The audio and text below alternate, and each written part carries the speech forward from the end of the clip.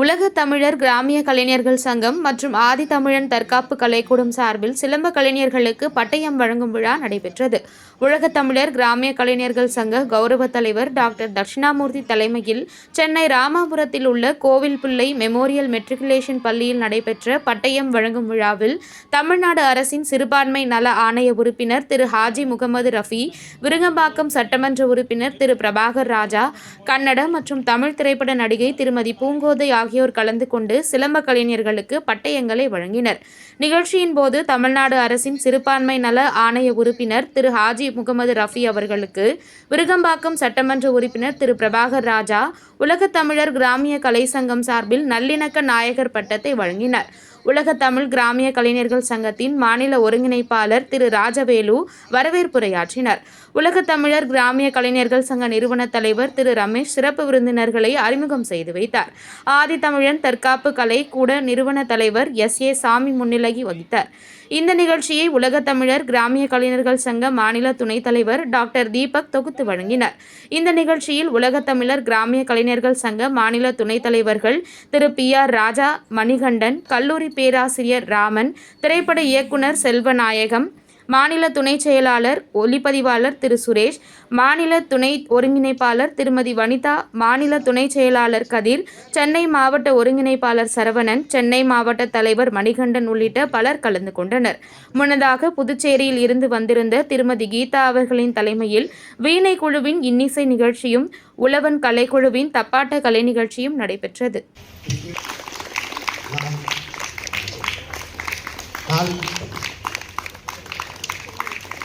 இந்த செயல் ஏதோ ஒரு பொழுதுபோக்கு கிடையாது, நம்மளோட தமிழோட உணர்வோட ஒட்டி போனது.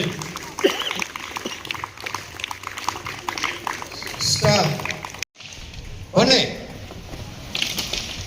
ரெண்டு மூணு கோட்பகல் கிரேக்கி உடான் ஆல்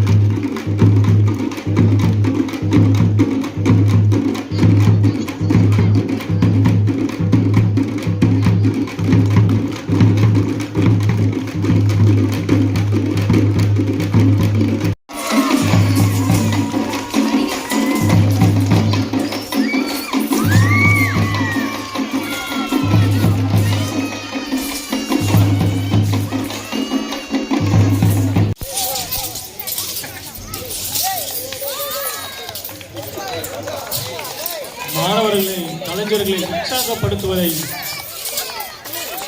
விட வேறு சிறந்த பரிசு எதுவும் இல்லை.